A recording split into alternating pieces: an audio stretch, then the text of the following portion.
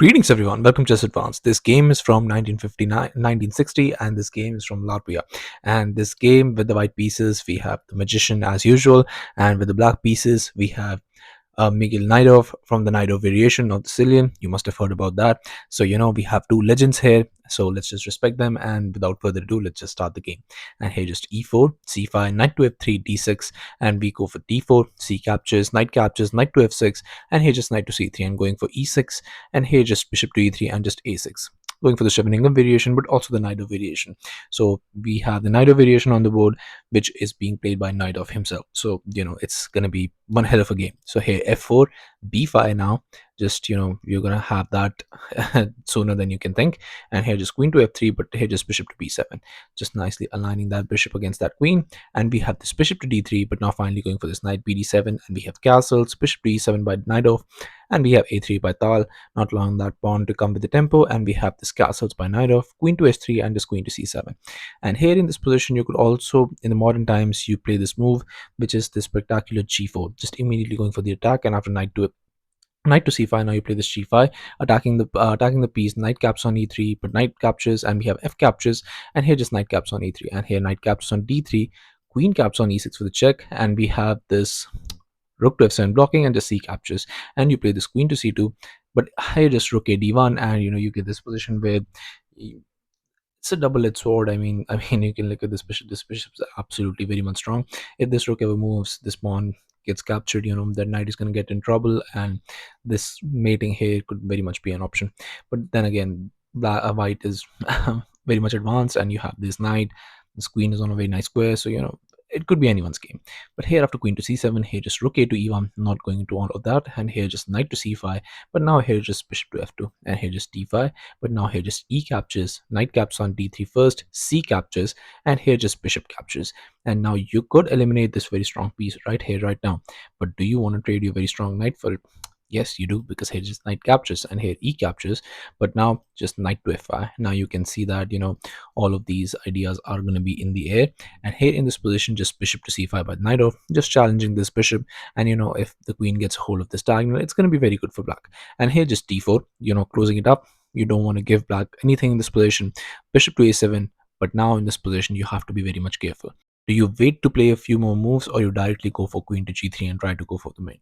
Well, let's take a look at this. If you go for queen to g3 in this position, then just g6, obviously this checks, absolutely does nothing. Queen to h4, just giving this piece up for taking that and ruining the black pawn structure. You're going to get the rook in, and it's going to be very much difficult to hold in this position. So after queen to b6, defending against that, and also going against this, you have this knight to e7 check. And now once the king moves forward, you have f5.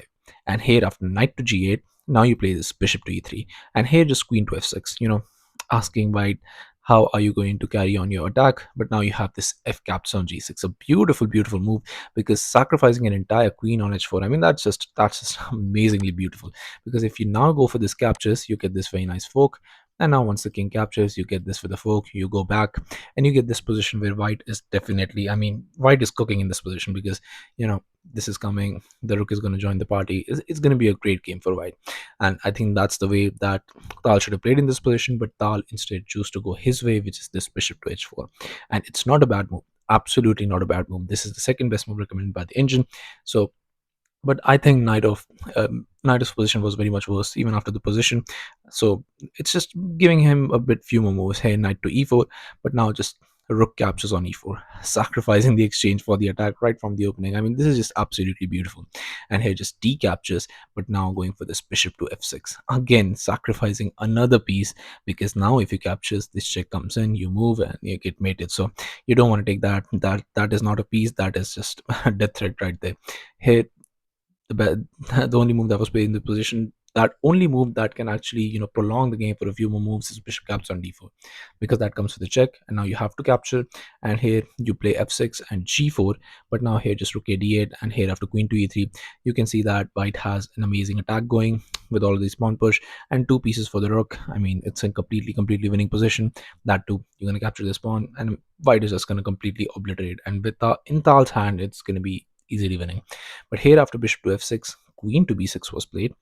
Now with the same idea as we showed before, but now is it working? Absolutely not, because here just bishop caps on g7. We have rook f to e8. Now just moving the rook out of the way, but now just bishop to e5. Now this is seriously a threat. So here queen to g6, defending against all the threats, or so Knight of thought. Because here I'm gonna ask you to pause the video and find out the only move in this position that wins the game right on the spot. So have at it. So congratulations to everyone who's able to find this move, and the move is the beautiful knight to h6 check. And now you might ask, what is the continuation? Yes, there is a check. Now you move. What is there in this position? Now you have f5, and this f5 is such a beautiful move. You cannot do anything in this position. First of all, your queen is hanging. Where do you move the queen?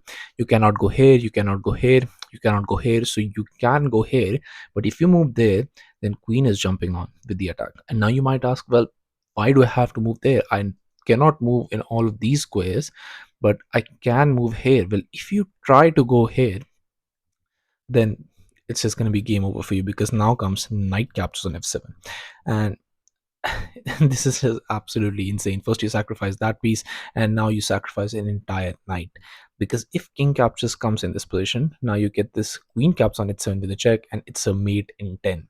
And here after king to f8, bishop to d6 check, rook to e7 blocking, but now f6. I mean, this is just absolutely insane. And here bishop caps on d4 with a check, king to h1, bishop caps on f6, but now again bishop captures on e7 with a check. You cannot capture because this blocks, and here you cannot even capture because this is pinned.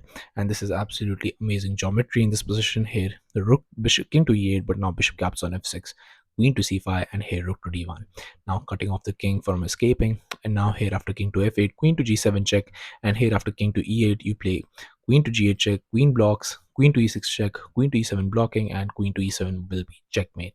So Najdorf saw all of this, and after this queen to g6, he did not even wait for the knight to h6 check to appear on the board.